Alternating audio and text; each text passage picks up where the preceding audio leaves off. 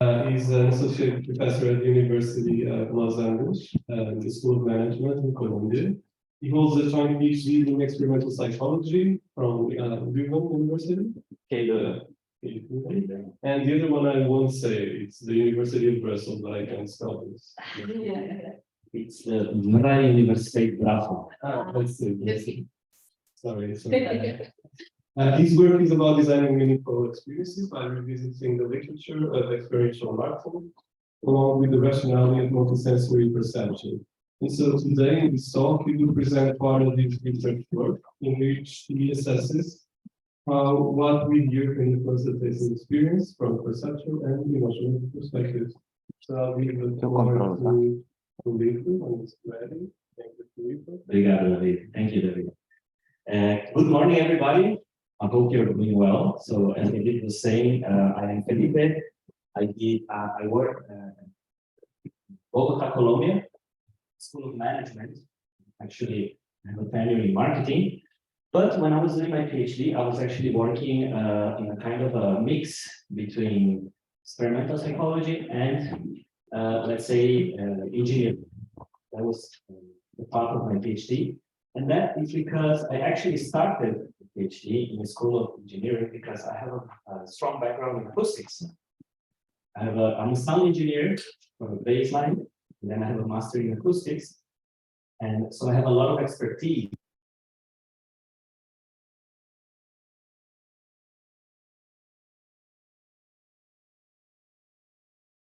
But when I started my PhD, I had to make to myself one of the big questions that I guess all of you, or some of you, or most of you are doing at this moment, or already did, which is, okay, how can I find a doctoral path?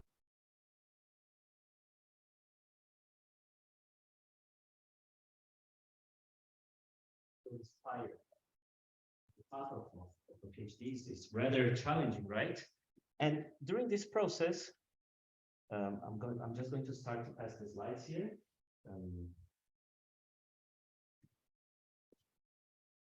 Okay, so that's me. That's my the brief summary. And so when I was doing, when I was doing this pursuit of a doctoral path, I found this way of blending two of my passions, which is sound, that I told you that I had this expertise at that time, and I still work a lot on universal sound and psychoacoustics. But I also love to cook. That's the truth. I love to cook. I love to eat. And by then, I found the research of some colleagues in Oxford, and in particular Professor Charles Spence, that I guess most people that work with multisensory perception, either the foundations of multisensory perception and applied, because we also work with a lot in applying psychology, in real life. And he was doing, he's leading this kind of research where the idea is to understand how the senses interact and how can you rethink, experiences and perception through the senses. And part of this path is actually understanding the role of sound on tasting experiences. So voila, I found, this doctoral path, which outputs most of my research. And this is what I do at the moment, most of the time, most of my research time. And also, this is one of the reasons why I'm here, because we started a few weeks ago conversations with David, which I thank you very much for the invitation, and professors that work with me. And we want to, to continue and do this research together also between Universidad of Los Andes and the ISCTE. That's how you say it? ISCTE. Yes. And so again, thank you for the invitation. So how do we do that? How does this research work? Or at least during the next half an hour, 40 minutes, I'm going to try to tell you a bit of the basis of this research and some examples on how do I get there as a researcher, how do I get insights in this research, not technical at all. And then at the end, I'll show you a couple of examples on how companies are approaching this type of research, in order to provide more innovative experiences to their customers. Okay, and then I hope we can have a nice conversation about it, so you'll feel inspired by this type of ideas. And in this process, this type of research, we try to put a name on it.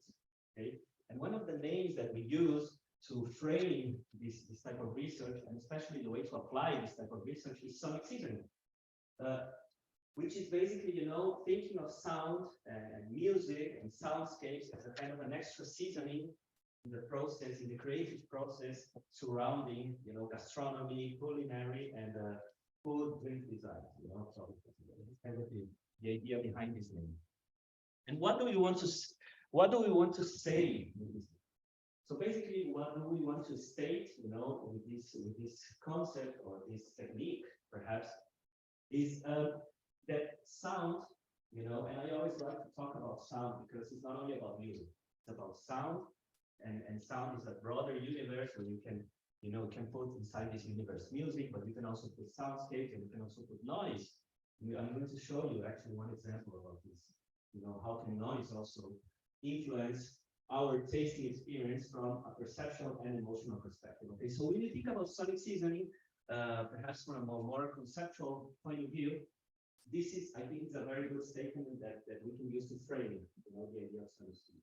Sonic seasoning can have this effect while you are, you know, having a tasting experience, either with food, you know, solid food, or even beverages. Okay, and actually, I think most of the experiments most of the examples that I'm going to show to you today are actually about drinks and not so much about food. Okay, and also at this point, me personally, I'm trying to move forward because I started to do this type of research perhaps around 2015, and at the moment I see I see a lot to do still in the universe of food. Actually, I think that the questions that are arising in Lisbon, you know, through our colleagues, they're very interesting because I'm also trying to pursue these ideas, you know, from a well-being perspective, from a transformative perspective. You know, how can you use sonic seasoning, you know, to provide, more well-being to customers, you know, to prompt more responsible questions, you know, but also I'm trying to move a bit further from foods and drinks. And I see, for instance, that there is a huge opportunity to continue working with these ideas in the universe of cosmetics. In cosmetics also, the industry of cosmetics is also looking for these ideas in order to provide disruptive experiences for their customers, okay? So, okay, if we think about, you probably know this better, you're doing what? You are PhD students in psychology, that's it? So you probably know about this much more than me, I'm sure about it. So, you know, when we talk about an influence that sound can have on a tasting experience, well, these are the two universes that I would like to approach. You know, like we can talk about this from a perceptual perspective and also from an emotional perspective. So I'm going to give you two examples. You know, we're going to talk about these two paths. And when we talk about perception, basically what we try to build are, you know, associations, you know, congruent associations, you know, between what you hear and, different parameters from a tasting experience. How do we do that? Well, basically, if you think, you know, are any of you are musicians? Do we have musicians in this room? Musicos? No. Okay. Well, we were just talking here with your professors that after a couple of bottles of Rio Verde, we are all musicians. We all sing, we all play, we all dance, right? So what happens with musicians and sound producers when they're doing music?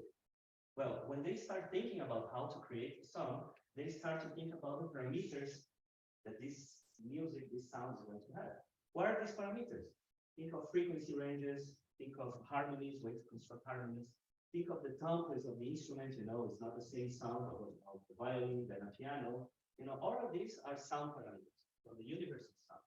What we do, we try to look for congruent associations of these parameters with the parameters of the universe of taste and flavors. Sweetness, bitterness, sourness, textures, etc. Okay, so most of our research is still based on behavioral tests, so self-report studies. We want to move forward with more neurophysiology, neuroscientific oriented experiments, but it's very expensive and it's still very challenging. understand this, but this is what we do, okay? So we try to look, sound anyone? Especially for the Zoom. We are still hearing in Zoom, but Yeah? That's, yeah. It's okay then. Probably. Thank you. If you have any problems hearing this in the Zoom, please tell us on the chat, okay? So we look for to build this association, okay? This is the kind of the perceptual perspective. And this is an example. This is an example of a study that we conducted already a few years ago, where basically, I guess that if you've been to Belgium, you know that one of the greatest things that you can do in Belgium is to drink beer. And why is that so interesting? Because Belgians, they offer you like this amazing range of flavors. They have these beers that they have crazy flavor ranges. For instance, they have this sweet beer, which is fermented on cherries, which is a very sweet type of beer. I guess most of you have tasted this beer. Very uncommon beer in Latin America, but rather common in Europe. Okay, and this, I didn't give Heineken to my participants. This is an awful beer. I don't like it. But what is Heineken supposed to represent here? It's supposed to represent a bitter type of beer. Okay, so how did we do this experiment? We basically sampled like a couple of hundreds of people, I don't remember how many anymore, and we gave them very short, small samples of beer to try. And we had this machine, which is a frequency swiper. I don't know if you've seen this. It's kind of a radio frequency where you have a knob, and if you turn the knob to the right, you will hear a higher frequency type of sound. If you turn to the left, it's a more lower frequency type of sound. And the only thing that people had to do was to choose the frequency that they thought matched best with the taste of each of these. That was it. It's a very simple task. Okay. And after doing this with hundreds of people, we found this trend that, when people were tasting the sweeter beer, the tendency was to choose higher frequency. And they were tasting the bitter beer, the tendency was to choose lower frequency. Okay? So there we found an association that most people create with their minds, Sweet tastes are more associated with higher frequencies, whereas bitter tastes are more associated with lower frequencies. Okay. And with this information is that we can actually create sounds that after when we use in experiments with people. I would just suggest that you are not using the microphone, or it's shutting down. So probably just nobody's complaining. That's strange. No, because we are hearing, but we are having sound from here as indirect sound. So I don't understand why this is not working. Okay, so you want me to talk here, or at least in the immediate area, because we can of course access. No problem. Sound. Okay. No problem. Okay. So with this type of information is that we can actually create sounds that after we use in experiments that we can observe a kind of of modulation of perception of taste and flavor attributes. Okay. And for doing that, we use this type of information that we have been founding in different experiments that we are developing. Okay. For instance, if you want to create a sound that most people will associate with sweetness, this is the kind of sound parameters that you have to use. In the left column, those parameters we have seen that when you use to create a song, for instance, and then you make people taste twice the same flavor cue, for instance, the same beer or the same chocolate. And when they listen to the sound that you produce to be sweet and the sound to produce to be bitter, without knowing there is the same, the same food or the same drink, they will rate product as more sweet or more bitter, depending on the sound that they're listening to. Okay. This is kind of the baseline of sonic seasoning. Is it clear to understand? So this information for people that do not do music may sound a bit strange, but this is the type of information that most musicians use to create music. This type of parameters. And this is the information that we can provide to them, for artistic purposes, but also, more and more companies and organizations, they are curious about how they can use this type of information, you know, to rethink experiences, to rethink the customer experience. Okay. But also remember that we were talking about, also there is an emotional perspective. Okay. I don't know about you, but for me, I believe that one of the strongest relationships that we have with music is an emotional one. You listen to a song and the song immediately puts you in a mood. The song can immediately augment an emotional state that you have, can change your emotional state. So music has this magical way of communicating and interacting with us from an emotional perspective. So how can I work? You know, I cannot work with this without thinking that that whatever I produce here will have also an emotional impact on the listener. This is where I come. This is where we come to the emotional perspective. And what we have seen in most of our experiments, or in a big part of our experiments, is this ability that humans have to transfer sensations and emotions through the senses. Okay, so if you're tasting something while you listen to a song that prompts you a positive or negative emotional state, probably those emotions are transferring to whatever you're doing at that moment. For instance, drinking coffee. Okay, this is what we have observed. And I would like to show you an example on that. Let's see. So we are sharing sound, right? So let's listen to a song.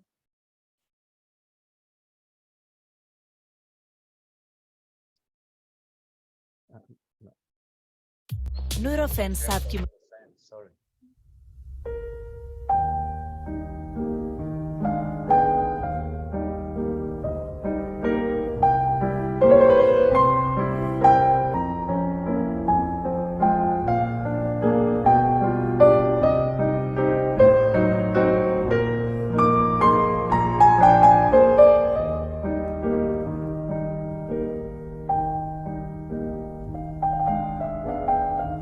Okay, a song.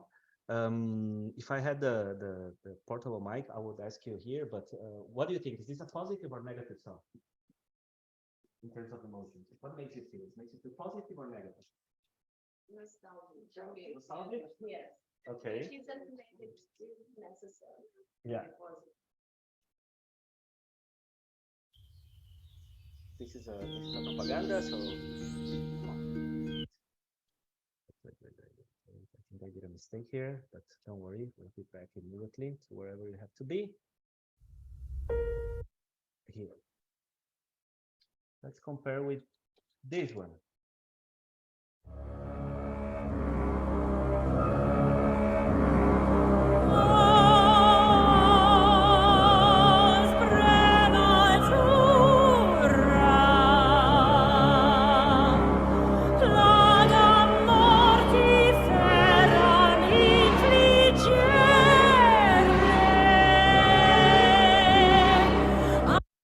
So if we compare this one with the other one, is it more positive or more negative?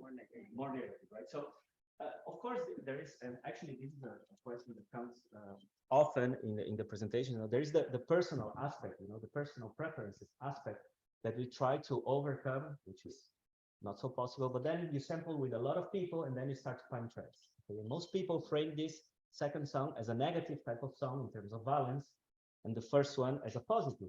And when they taste the same food, I think this experiment, we already did it with chocolates and beers, and in several different countries, because this is an experiment that we did across cultural assessment in Japan, in Korea, and in Europe, in Latin America.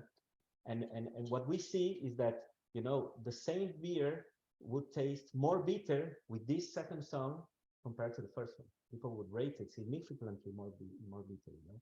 With the other song, they would taste it more sweet, you know, they would taste it as a better beer. If you ask them consumer-oriented questions like willingness to pay, they would pay more for the same beer by listening to the first song. Okay. But then I make a question to you. For me, in terms of application, or how would I apply this knowledge, for instance, from a branding perspective? For me, a good beer, it's a bitter beer, it's a strong beer, an alcoholic type of beer. So perhaps the second song is not the worst song, depending on what do you want to get from the customer. Okay?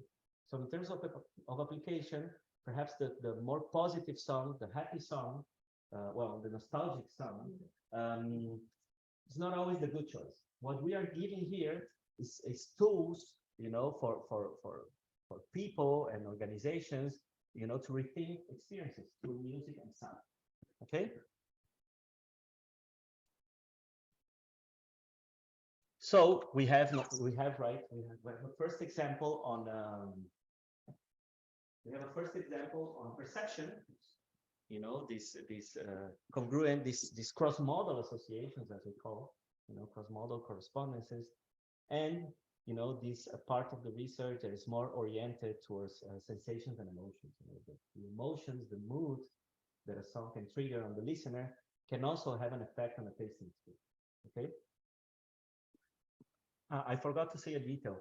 Most of the experiments, what we do, it's a kind of a matrix where we test expectations. So people would rate the product, say a food or a drink, before tasting it. They will taste the product with the music, and they will rate the after experience. And they will do this across 2 or different conditions, let's say with 2 different songs.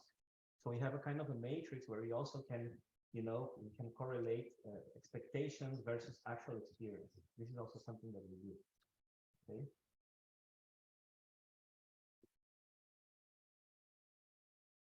But also there's this thing about sound, you know, and about emotions that can even go further in terms of the simplicity that you can approach while you are looking for to trigger a certain effect on listeners. Okay, this is an example that we did also in Belgium with a brewery that's called the Brussels Beer Project, where basically they love to do collaboration, you know, with the artists and with different breweries around Europe. And that particular beer they created in collaboration with a rock band from the UK, which is called Editors. What did they do? The head brewer of that brewery, he basically what he did is he found the inspiration on the music of this band, the record that they were launching by that year, and he created that formula, that beer formula, based on such an inspiration. Okay, and the visuals of the label is also based on the colors of the album by that year. It was like this dark with white with a touch of yellow. We can see it so good here, but probably people at home they can see it. Okay, and the beer is kind of a porter. It's a dark ale. I don't remember. I'm not a brewer, but it's definitely a dark beer. You know, perhaps it resembles these British beers, these dark beers. Okay, but I remember it tasted really good. It tasted like it was like this roasted coffee. It was a very nice beer. So this guy, he did this exercise by himself, and they launched this beer. But since I was, this was one of the bars that I used to go when I was living in Brussels. So eventually I became friends with these people from the brewery, and I told them about my research, and they say, oh, so maybe you can design an experiment where you can try to quantify if this exercise has some kind of meaning to our customers, because they didn't do this following any scientific background. They just did this from an aesthetic perspective. And what we did with this study was during 3 different days, we gave to different groups of participants, it was a between participants design, where each group of participants, they tasted and rated the beer with different presentations. Okay, so the first day they rated the beer without saying anything about the beer. It was a naked bottle without labeling at all. It's just the beer there. So they tasted the beer and they rated the beer. Okay.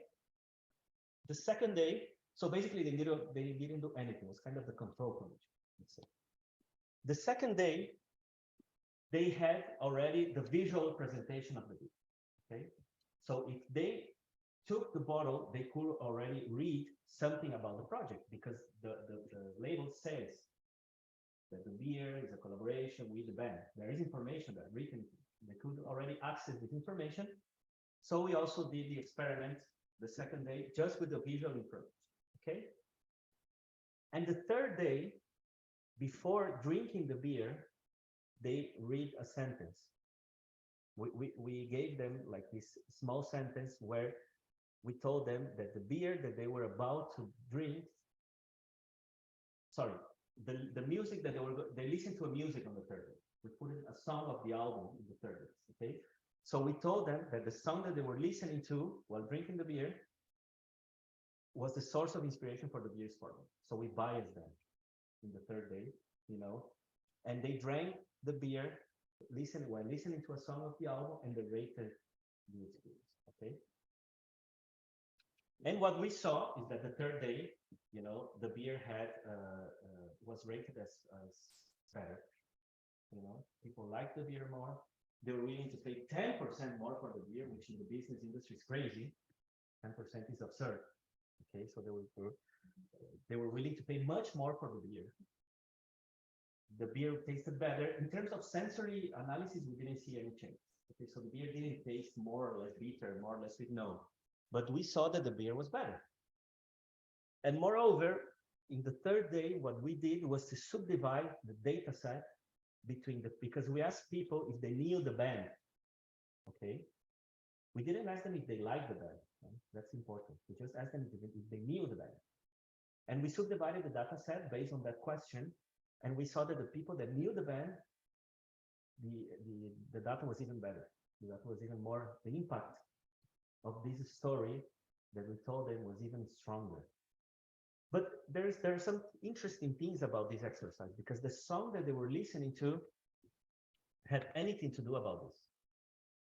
We didn't, you know, the song was not produced with this in mind. It was any song. Actually, for those that didn't know the band, it could have been any song. So the effect that we observed in this study was only about the emotional connection that we were able to build during the experiment with this bias that we told them.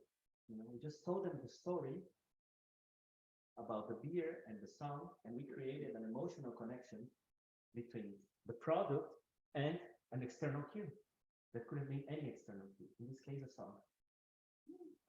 Yes, please. If during this third condition, you tell them, oh, this was the song that inspired the leader, but you put another song, not the one, not this one that actually inspired.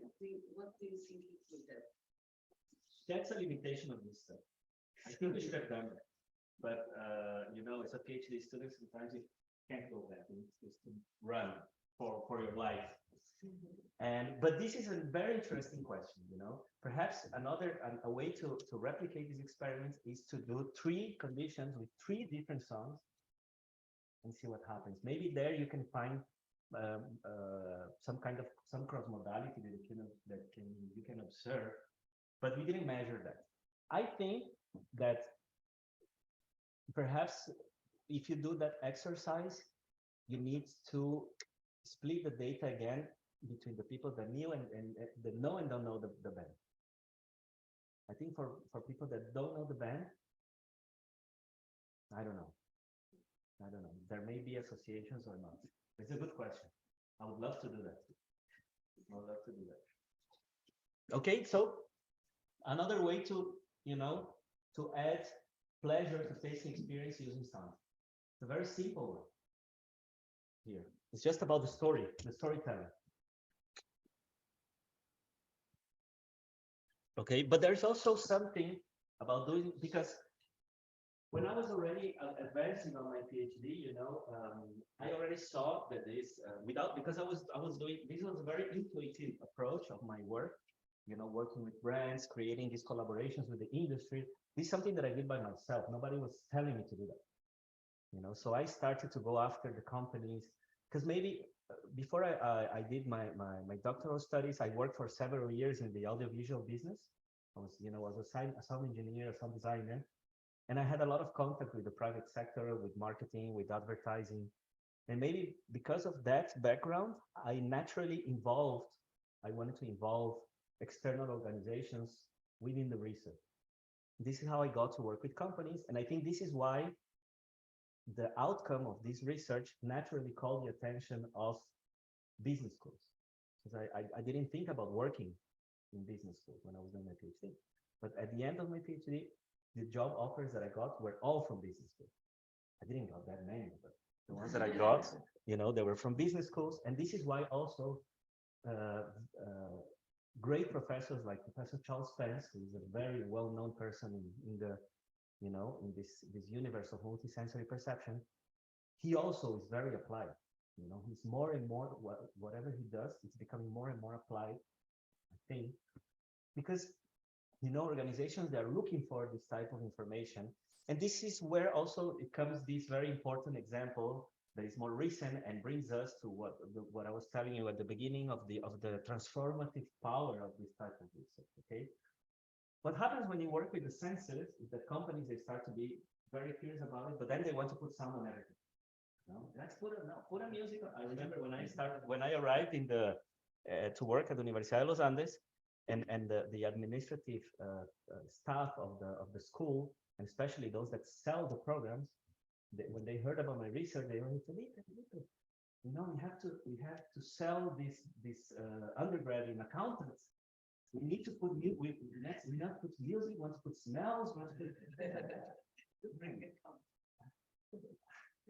I don't think it's always about adding sensory cues to an experience. Maybe sometimes it's about taking them out, And this is an example, because if you overload people with information, then you would overload your brain. Perhaps you will I think it's called a cognitive overload.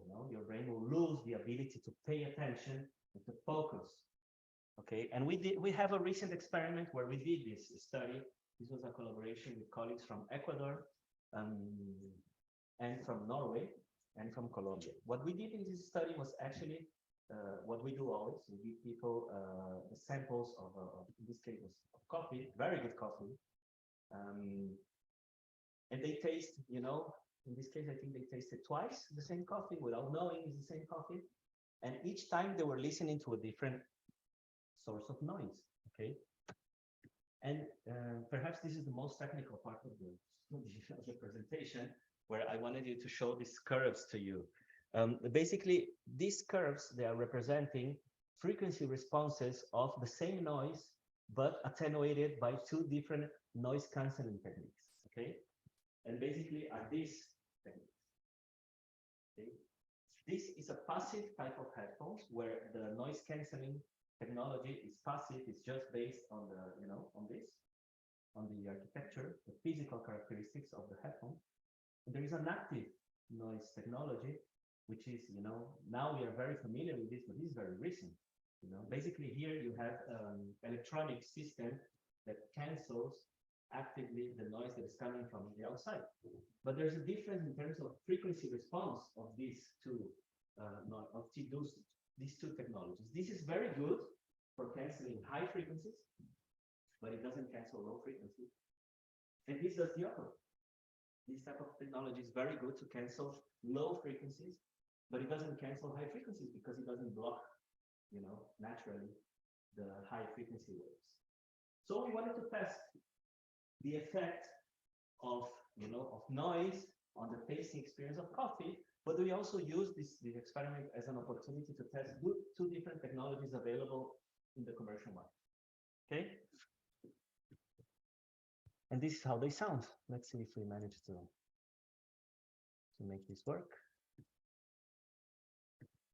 Once they do it. Sorry. Hope it copied.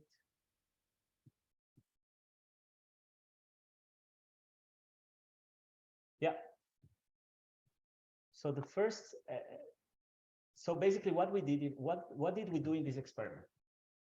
We had two big groups of people. It was a within design where each person listened to the control noise. Of course, everything counterbalanced, randomized, but so each person listened to the control noise and one of the techniques, either passive or active. So we had two big groups of participants. Okay.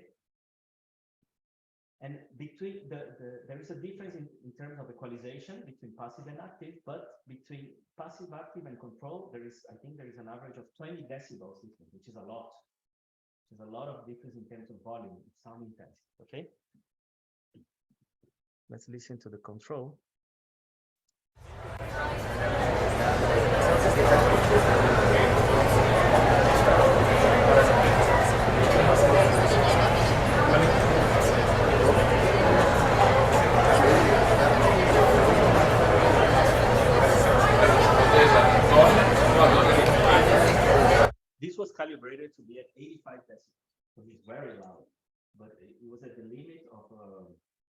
health living, you know, it was very loud.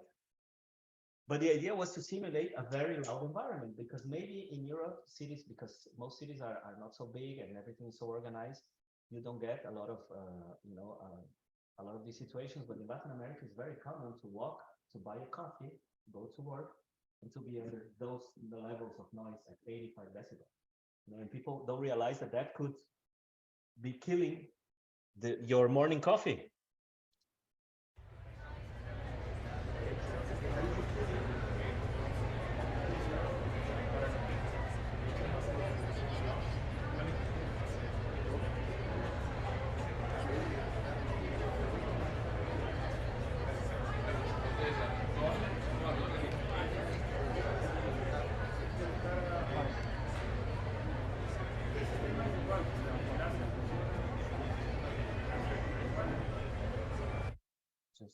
Okay. Just to inform. Okay, so I don't talk. I put play and don't talk.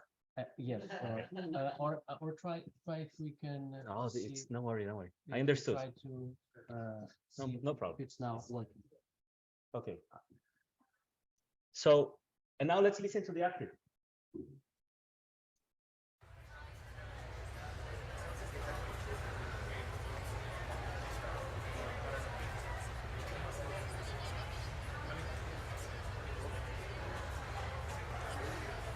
Fácil.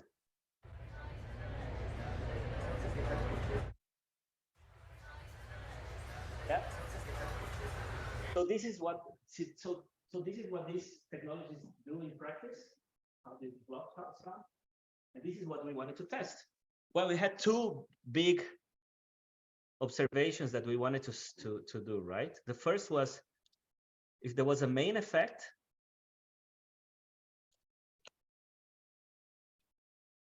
So we wanted to see like a general effect between these two universes, but also if there was a difference here.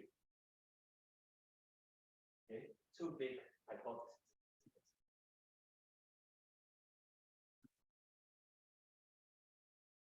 And what we found is that there were no difference between the two alterations.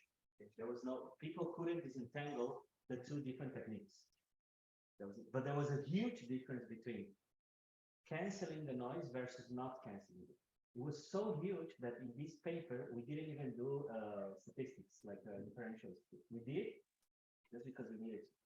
So the difference were over 50%. So it was just too big a difference. It was too obvious and too evident the effects that we were observing. You know, for people, wearing headphones while drinking a coffee under very loud noise makes the coffee much better. It's just evident. You know, they're willing to pay like much more. What's happening basically is what's happening is what in Brazil we call a chafé. You know what is a chafé? You call it in Portugal? It's a café that tastes like a chá. It doesn't have taste. You know, it's a coffee that tastes like tea. We call it café chafézinho. We have that. We just don't have that. Okay. So in Brazil we call it chafé. In Brazil we always put names for everything, right? So basically when people were tasting the coffee under the influence of the super loud noise, they were being overloaded, cognitively speaking. So they couldn't focus on the coffee. And the coffee tasted like water. You know, it was a watery coffee. It didn't even have smell. Because we asked about the smell, they didn't perceive the smell. They couldn't focus not even on the smell of it. Okay. So for us, it was a very interesting experience because it opened for us this entire new field of studies that we want to give to people. And it has to do a lot with this post-pandemic feelings that people, we want to feel better. We want to feel good about ourselves. We want to feel healthy. We want to feel that we are responsible with the planet. We are having this, you know, this pursuit for a better life and a better world. And this is an example on how sound can help us get there. Okay. So now we are trying to focus our studies more towards this transformative thinking, which is very nice and very useful, I would say, not only for organizations, but also for ourselves. You know, people find value in this type of studies. And what's happening with this, just to finish, what's happening with this research, you know? Basically, what but myself, I'm being invited since 2015 to work with different brands, to use these ideas to rethink experiences for customers. I don't know if you know this brand, Juan Valdez. It's a very famous Colombian brand of coffee. It's a brand that exists for more than 60 years. Okay, it's one of the strongest coffee brands in the world, I think, if I'm not mistaken, but it's a high-end type of coffee. And they are now in this path of becoming fully international. So in the last 10 years, they started this strategy to become international. And for their 60-year anniversary of the brand, they wanted to do like this campaign that the call to action was coffee beyond taste, Colombian coffee beyond taste. So music was perfect to do that because, and this type of knowledge was also for them, it was very nice to do that because they wanted to call the attention of young consumers of countries with high income to taste Colombian coffee beyond its taste. So we did this campaign where we produced like a video and a song where, you know what is a medley? Yeah. So it's a medley where it has like 3 parts of the medley, and each part is supposed to enhance or augment the most characteristic tasting notes of Colombian coffee. Okay. And it was great. It's a video that has. I'll give you the slides. So if you want, you can share the slides. You can actually get some coffee and do the experience by yourselves. You'll see that it changes. That the music really changes through time, and it was also it was a very nice project because we did an exercise with professional baristas, these coffee experts, where they explained to us what are the main characteristics of the flavor of Colombian coffee. So it was a very nice exercise to translate that into a song and then to translate that into a video, because the video also has, some cross-modal associations that are really interesting. So this was a very nice experience that we did with Café de Colombia. They were super happy with it. The video has, I think it has 1.5 million views. And the other video is about like the behind the scenes, which is very nice. And it was very nice because the target of the company was to create a dialogue with young population. And young population, young people, like we, I'm not so young anymore, but we are all about the senses, and we are all about music. We are all about culture. So music is a very nice way to approach young population. And also, are any of you here experts in coffee? Like coffee lovers, coffee obsessed? Oh, Coffee drinkers.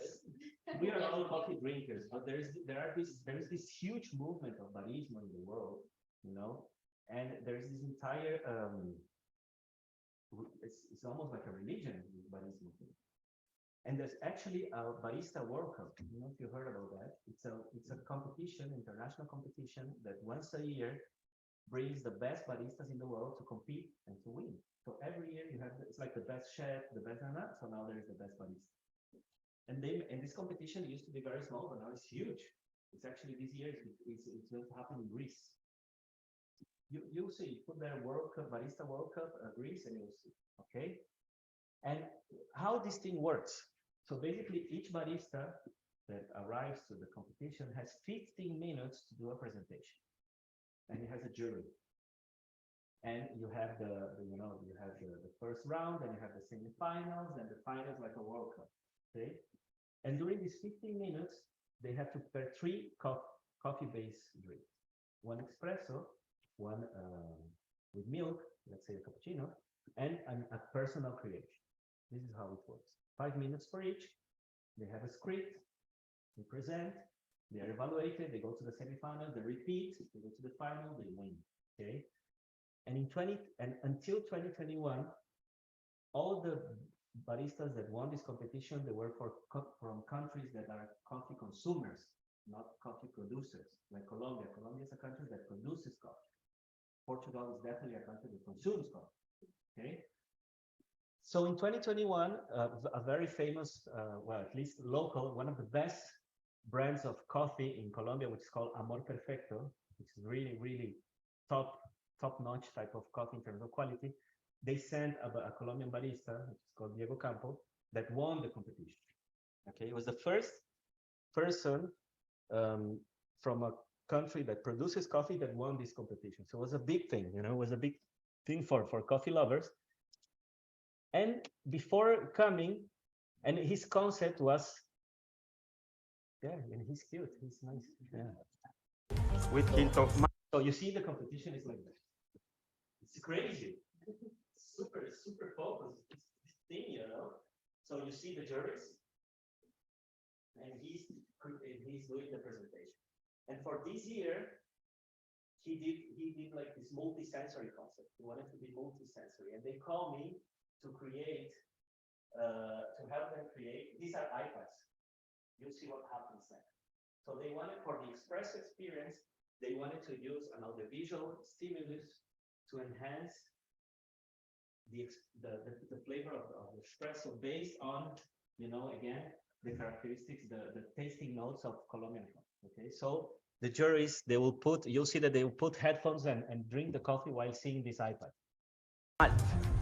So my friend, judges, for this tasting experience, I need you place your scotches on the space inside of the boxes in front of you.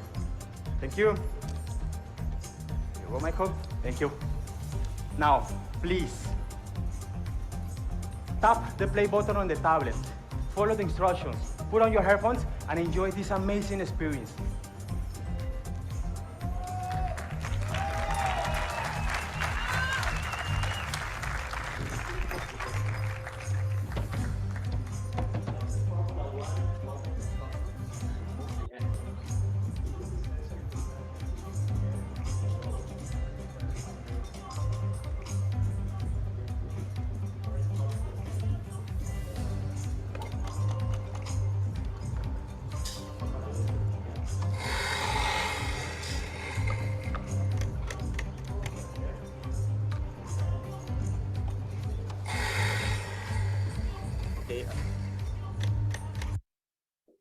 So this was also a very nice example that of the invitations that I had to collaborate with my research.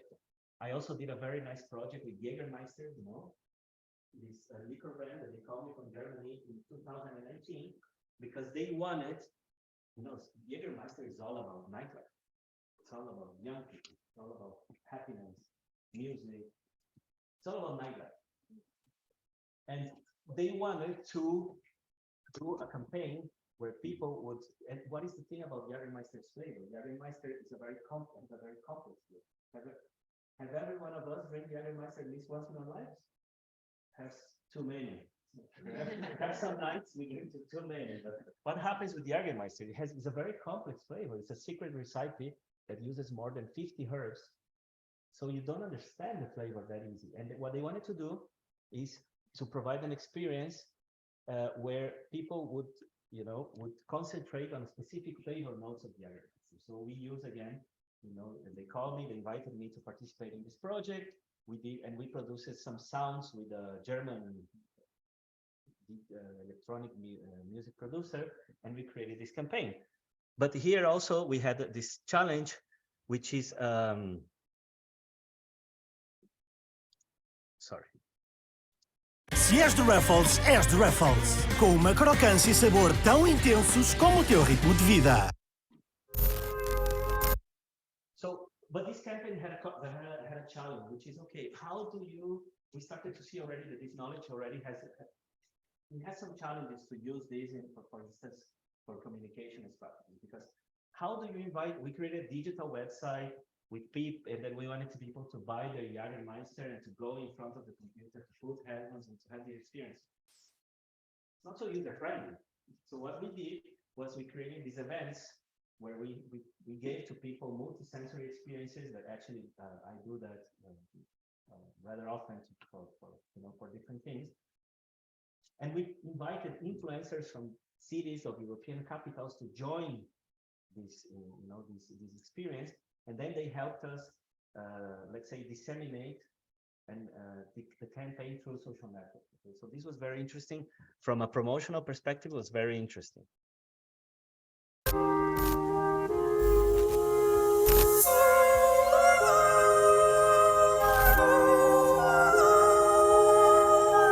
Jägermeister is really made out of 56 different herbs and spices and roots. You are going to be part of a scientific experiment. So everything that surrounds you can have a huge effect on a tasting experience.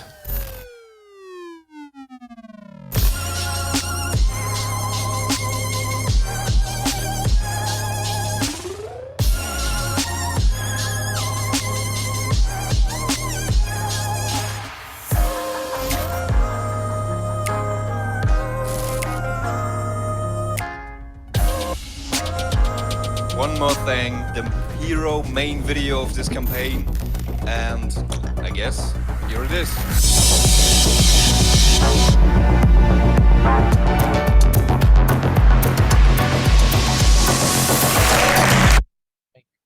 Can you share screen? Yeah. Or outside, because people are asking to see the. Yeah, if you like to share. Yeah. Sorry. We stopped sharing the. Yeah. So, but you have to share it. Yeah. You didn't select it. No. Yeah. Share that. Yes. Okay. Yeah. So the video, right?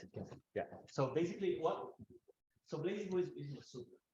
This was probably one of the coolest jobs we did with brands, because we did like this. For example, this was on a techno club in Berlin that we closed it, and we did the dining experience and the dance floor to use the sound system of the club. And so, for instance, Jägermeister is a brand that loves to do these things, and they're Germans. So as you can imagine, Germans are super correct and perfectionist. So when we produce the sounds, they did piloting studies. They wanted to test with Jägermeister the sounds and see if they found the effect that they wanted, in-house. So it was really nice, because also they were very happy with how science could add value to whatever story they wanted to tell. It's super cool from that perspective. And we did this in several capitals. We did this in Kiev, actually, in 2019.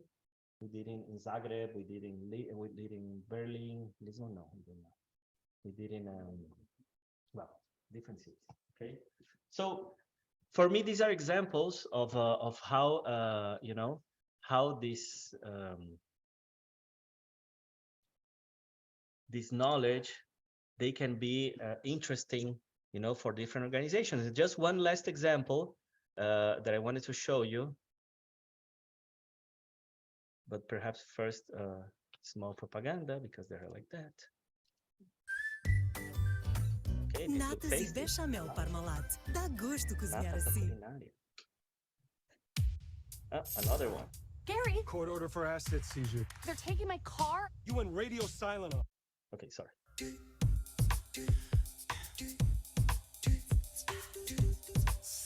We zijn de bedenkers van de Sound of Chocolate. Dat is een project waarbij muziek en chocolade worden gecombineerd. So the Sound of Chocolate is a project that we are developing in the city of Brussels in collaboration with local chocolatiers and local musicians, where we are pairing the chocolate and choosing the specific music that is able to enhance the experience of these types of chocolates. In this project, we are working in collaboration with Leonidas, Frédéric Blondel, and Passion Chocolat. Each chocolatier has created a customized chocolate box with specific pralines for this experience, and people are able to buy these chocolate boxes. This contains a CD with the soundtrack of the Sound of Chocolate. I found it interesting that certain chocolates would match the music better than others. Pour moi, c'est une surprise. J'ai pas attendu, donc merci bien. Our idea is to bring awareness of the importance of sound in our daily lives, and how important can sound be while you are experiencing the chocolate. La ville de Bruxelles, c'est une ville très cosmopolite, à la fois ancienne et à la fois moderne. Et pour cela, nous avons dans notre projet Zap Mama, qui représente en soi la musique du monde. Nous avons un Baïkonour avec une touche moderne, et nous avons Duarte de la musique classique. Pour mes compositions, pour mes enregistrements, que ce soit en mes recherches ou dans mes enregistrements, des tablettes de chocolat de toutes sortes. J'ai besoin d'associer mon inspiration à un goût ou à une matière. Et le chocolat, ce qui me plaît, ça me met dans un état de bien-être. Just tell me 'cause I need my piece of chocolate now. Pour nous, c'était très intéressant de mixer la musique avec le chocolat parce que finalement, on travaille sur les sensations qu'on crée chez les gens, dans leur tête, dans leurs souvenirs. Et le chocolat aussi, en fait, a ce même pouvoir. Oui, en tout cas, c'est un voyage sensoriel. Hein. Je trouve cette idée extraordinairement géniale. Je ne peux pas trouver d'autres mots. Une vieille guitare et nos chansons. So this is the last example that I wanted to show you. I like this example because also it appears one thing was actually coming from another source of inspiration, which is between 2016 and 17, here in Europe, there were these terrorist attacks that we all remember, I guess. And in Brussels, there were these horrible ones. And what happens with the city when you have this type of uncontrolled, unforeseen violence? Well, tourism dies. So this is the first thing that happens. That's very problematic, especially in Europe, because nowadays European cities, they have a lot of income and resources from tourism. Portugal is a clear example of that. So the city of Brussels, instead of proposing how to bring tourists back, they did a contest, which was this contest called Make Brussels, where they subdivided the city of Brussels in 10 quartiers, and each quartier had kind of a topic. There was the quartier of chocolates that everybody goes to buy chocolates, which is called Sablon. Okay? And they called the population to propose ideas on how to bring tourists back to the city. And this was a project that won to be implemented in the quartier of Sablon by then. Okay? And what was the idea of the project? Is to find a different way of experiencing Belgian chocolate through music. And it was everything local. The chocolatiers were local. The science that used to create the music and pair the music with the chocolates was local. It was being developed in Brussels. The musicians were local. So was this was adding another layer of value to the value of Belgian chocolate, which is already one of the most added value chocolates in the world. So it was very innovative. It was very interesting, and the city loved it. Okay? Also, another example on using this type of knowledge to transform a city to and I don't know if here in Portugal you have this feeling, but usually usually Brussels is framed as a boring city, the city of bureaucrats. And also this project, the idea was to be the city there in Brussels, there are also some cool cities happening, for music and science and chocolate. Okay. So guys, this was kind of the things that I wanted to share with you. Of course, my work nowadays moves a lot through marketing and consumer behavior. However, you see that the baseline of these ideas, they're completely inspired by psychology, experimental psychology, and the foundations of behavior. So I now would love to open the floor for questions, and I thank you very much for your attention and invitation. Thank you.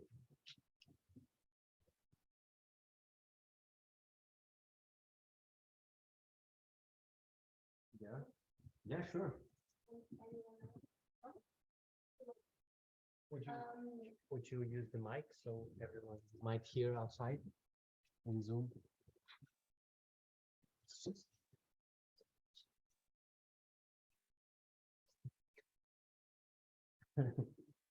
Here's the battery. Well, I have a very sweet voice, so high pitch works for me in this case. I was just wondering, as you told us, well, you could do the experiment by yourselves, but in this case, we know what we would be expecting. So I was wondering the role of task demands and expectations in your studies. Have you ever done an experiment controlling this? So blind participants versus people knowing that music may influence our taste perception? No, that's a very good question. Like bias in part of the group and not bias in another part? Exactly. Like we are for instance, if we go to a fine dining experience, we have very high expectations about the quality of the food, but about the whole environment, right? So when you decide to spend 200 euros in a meal, you're expecting, at least in Portugal, to be excellent. So I don't know if even in those cases, if foods taste better just because you have this beliefs that the chef is really good and the ambience will be amazing. And here with music, it may be, in psychology, we are always worried about test demands effect. Yeah. So I think it would be cool to manipulate this expectation. No, I definitely agree. I definitely agree. What we have seen in some studies that I don't remember exactly which ones anymore, but sometimes we created expectations that were too different from the experience itself. So we saw an inverted observation. We saw that the effect that we wanted was completely inverted on the ratings. So that we have seen. And I think one of the important limitations of this type of research is social desirability. It's a very important limitation. And this is why I'm trying to work more with neuroscience, to kind of cross self-reports with the neurophysiology. But I wanted to do that during my PhD because one of my supervisors, he works at the Radboud in Nijmegen in the Netherlands, one of the most important, I think, research facilities for neuroscience in the planet. And he was one of the supervisors of this work. And I told him, let's do that. And he told me that he believed that neuroscience is still not enough developed to understand this type of cross-modality, like the relationships that the brain may be creating between auditory perception and chemosensory perception, that those connections, they are probably very weak in terms of cognitive integration. And he thinks that basically the brain would be noise. Okay. And also this brings to another important question of this type of research, which is, okay, is this actually being integrated by the brain, or it's just causality? Okay, or it's just based on memory, on those different types of associations? This is also another question that I don't know, I haven't answered yet, but I think it would be interesting to look for this. Okay, to see if this, try to answer if these type of cross-model correspondences, they're actually, based on cognitive integration, or maybe they have a different level of brain function. Sorry. It's really cool, and the applications. Yeah, it's amazing to work on. I at the moment I'm very applied in my studies, but I think there's still a lot of opportunities to really integrate of the foundation. Personal comment that people often do.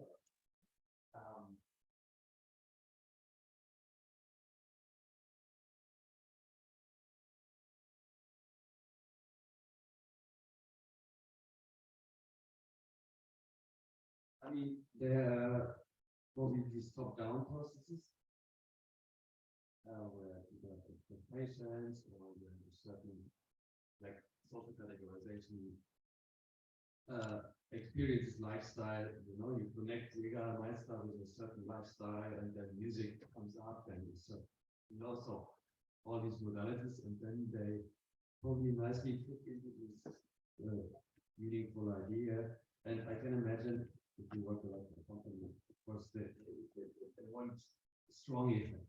They want, so there's always this. That's why many of your studies, you have a lot of these compounds with expectations. So because you want to have strong effects, right? You want to enhance the experience by bringing in additional meaning. What I find more interesting scientifically is actually the opposite process. The production of meaning. So, because your research reminds me a lot on other research things.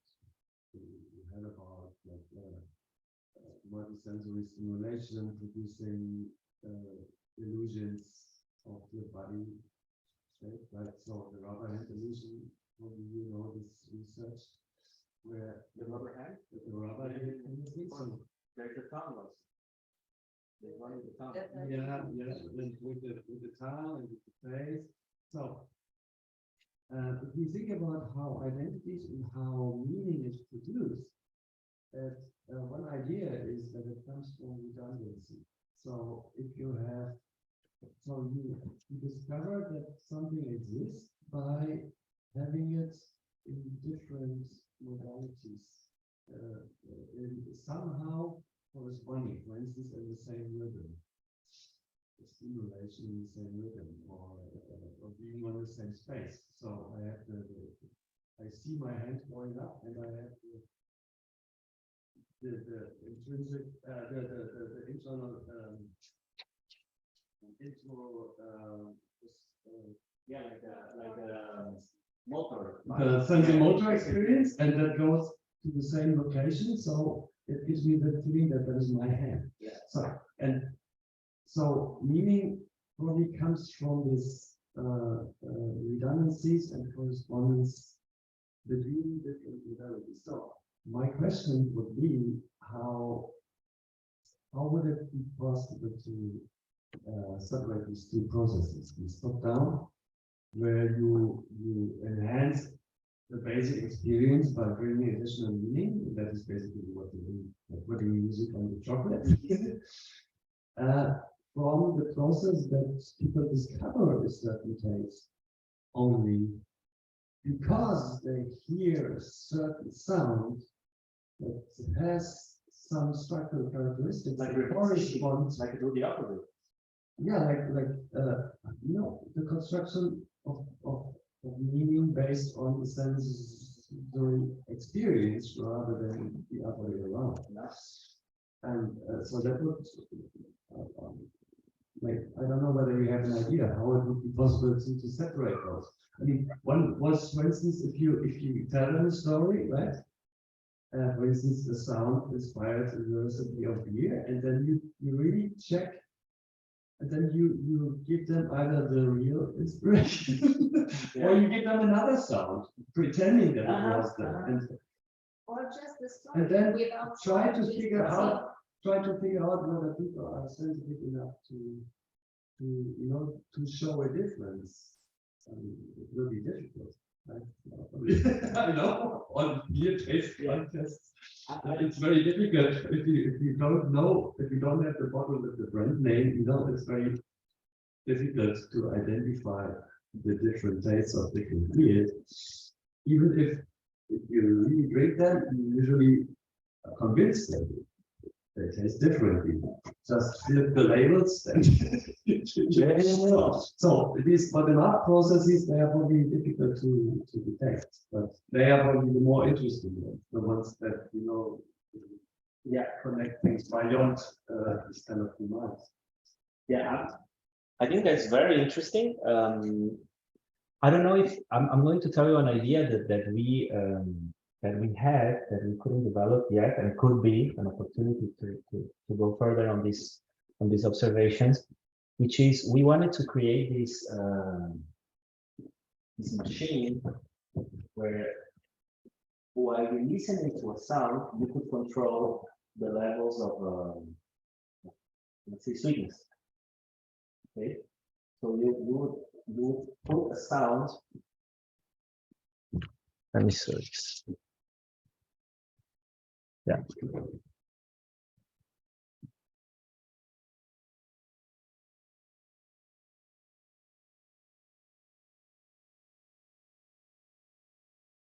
Let's say that I create two sounds, okay? One with this information and one with this information. Although this is not less sweet, this is more bitter. It's different. But let's say for the sake of practice, okay, I do a sound like this, a sweet sound, and I do a contrasting sound. And then I put somebody to listen to these sounds and listen to different sounds and adjust the level of sweetness until he or she tasted the same. and measure those levels. I don't know if that makes any sense of what you're doing, but this is something that we want to do to try to work with people from at a more lower level in terms of processing. Building upon that, we were just thinking that sometimes, well, like accuracy in the identification of certain ingredients would be a cool way of measuring if music is like priming the identification of something. But in some cases, you don't feel it's an overall hedonic experience, like with wine. You know if you like it or not, even though if you cannot identify oak or berries or something like pedras metálicas, like metallic, which is a descriptor which is crazy, right? It doesn't, you don't have any prior association to metallic stones or rocks or something like that. So I don't know, like tapping into the identification, because it's the overall experience, right? At a very hedonic level, and not necessarily the identification of something that is in the drink. I know that in the wine industry, they sometimes use visual primes in order to help people identify certain characteristics. For instance, in a very high-end restaurant in Porto, if they want to highlight that the wine is citrusy, in the dish they use a tiny bit of lemon or something yellow just to prompt that, you know, that with visual cues. I know they do that. I don't know if with sounds you could do the same. Well, we very recently, there were some colleagues that they did a study where they tested different, I think we talked about that in our meeting, that they took different sounds of manipulating a beer, like the sound of pouring a beer, the sound of opening a can, the sound of opening a bottle, and they tested that for premiumness, which sound people would frame it as more premium type of beer. And we use those sounds also to see if they would modulate the acceptance that people have towards non-alcoholic beer. Because apparently non-alcoholic beer is a type of beer that you see in the supermarket and you already hate it, even if you never drink it. It's a type of product that has this negative, you know, conditioning to everybody. You know, you only drink it because you need it, because you're not driving, because you're an alcoholic. It's this negative thing happening around non-alcoholic beer. And we use those same sounds of that experiment to premiumness to see if they would, you know, overcome part of this negativeness. And we found one sound that could that. So maybe this. But now, how did you? Because I think the experiments that you were saying, they are already based on a lot of people experiencing certain colors and certain hues as part of society. Yes, the association. But the challenge here is how do you deal with this? My question would be, if in this overall hedonic experience, that can be more than pleasantness or unpleasant in the sense of positive music or negative music, but also depend on the fit, so on the congruency between the music and the product. And that can create something positive. Regarding, for example, you need a room? Yes, we have section now. I want to practice. It starts well practice. Okay. Yes, 7 minutes. So this hedonic or this match between the sound experience and the product may be like an overall mechanism that explains the effects. And when I say, I don't want to say pleasantness because that's connected to balance, but it's pleasant to have something that matches. It gives you a good feeling, like fluency. Yes. So, and that you can, and you cannot, I don't know what to make the brain with that, but you can get some simple physiological measures that can tap on your basic, like valence arousal. Like what? Skin conductance? Yeah. Or face recognition. Or arousal with heart rate, for example. And you can also see, and now I don't hear from back, I don't know if it will, but there are some simple brain key, whatever, that we have that detect this match or mismatch. And they are very, very easy to collect. So it's not like seeing the area where the cross-model integration, but these are some simple psychophysiological markers of emotional experience that I think would be interesting to get into the simple experience. Well, I can't talk about that because I signed a non-disclosure agreement with an organization, but we already did. We already did that with the universe. We did that, and I hope to publish that. But I can't talk about that. But we already did some of those measurements, and we actually used a technique that is even simpler. But I don't remember the name already because it doesn't involve physical measure. It's about SAS performance. That's already easy. So, implicit. Implicit Yeah, association. we use that. And it works. And it works. And the project that we are thinking about, I want to apply that those types of things, because what we are able to do with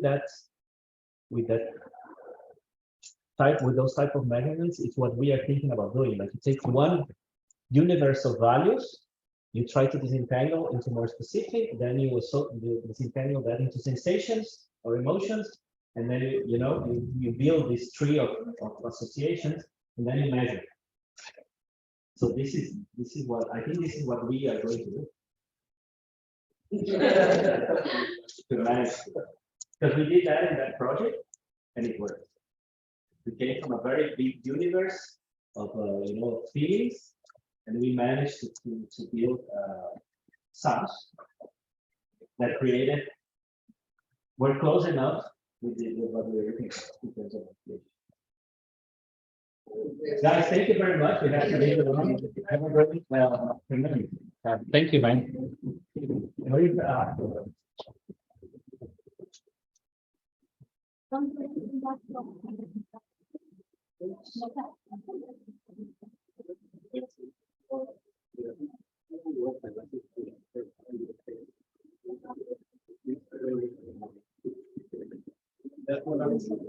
Obrigado. Seguimos.